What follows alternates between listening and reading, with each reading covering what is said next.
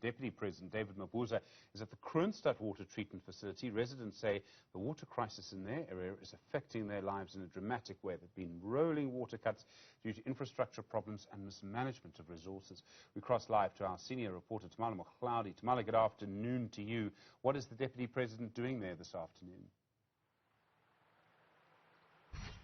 A very good afternoon to you, Stephen. Well, what is happening right now is that we are told by officials that Deputy President David Mabuza is engaging in talks with stakeholders around the water crisis here in the community surrounding this particular water treatment plant. I can tell you now that where I am, the water treatment plant, we've just had a walkabout with the Premier, Sisi Ntombela. She was flanked by Minister Senzo Mkhunu of the Water and Sanitation Department, along with David Mabuza, who's the Deputy Water and Sanitation Minister, and they were really not impressed. And the reason is, I'll step out of shot, Stephen, so that you can get a view of basically the raw sewage that is just spewing out of this particular water treatment facility. This is where the sewage treatment plant is, and residents have been complaining that, of course, this sewage is now poisoning their drinking water. They're saying their water is not clean. They've been complaining for months, and they were very eager to raise those concerns with the Deputy President, and he's now having a meeting behind closed doors. Now, what the Premier and others came here to do was to see for themselves why this treatment plant has not been doing what it's supposed to, because it's supposed to filter the raw sewage, which I can tell you the smell is just really overpowering.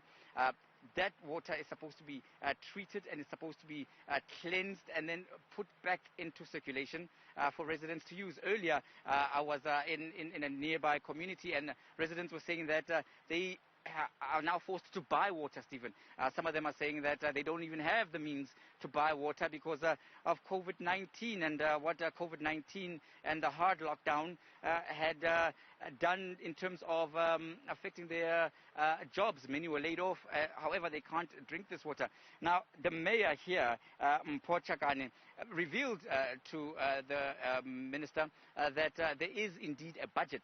He mentioned figures of about 50 million rand that has not been used and was supposed to be used to, upgrade and manage this water treatment facility. That has not been done. Various reasons have been put forward, which the Minister and the Premier have really scoffed at and said is not good enough. They have now left the scene very unimpressed, saying that they are going now to another meeting behind closed doors. I'm not sure if Deputy President David Mabuza will be at that meeting, but I know that he was engaging with stakeholders. This was the second part of his trip, because he earlier jetted in, I'm told, from the Northern Cape. Now, it seems like this water situation is really, really a problem.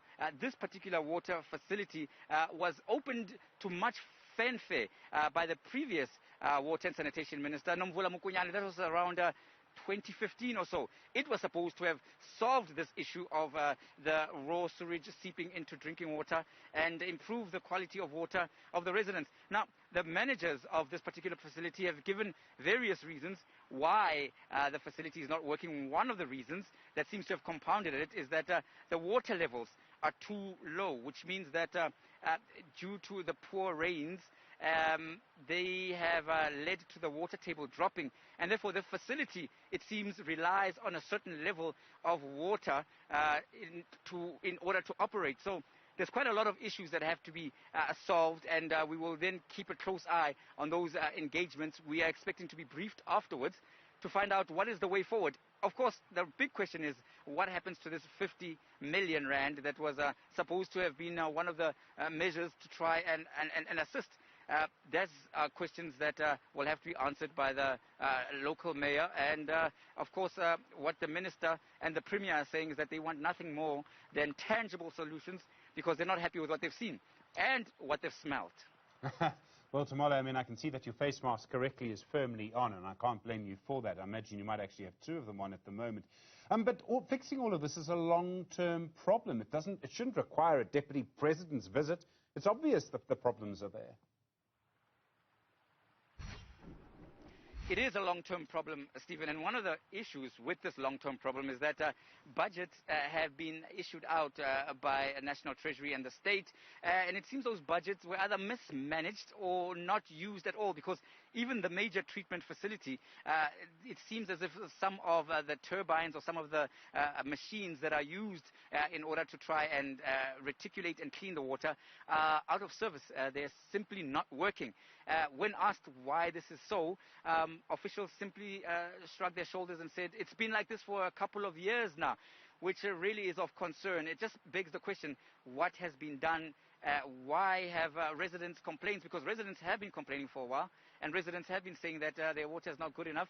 They are forced to buy drinking water when the municipality is supposed to provide clean drinking water, and such facilities had been earmarked by government as flagships to try and solve the water problem. So the water crisis is certainly one of those central issues which will be looked at in terms of service delivery. And of course, with the local government elections coming up, Stephen, it certainly will be one of those issues that would be central to the campaigning, because the residents are saying that without water there is no life, and they are waiting to see what officials will tell them on the campaign trail about the situation.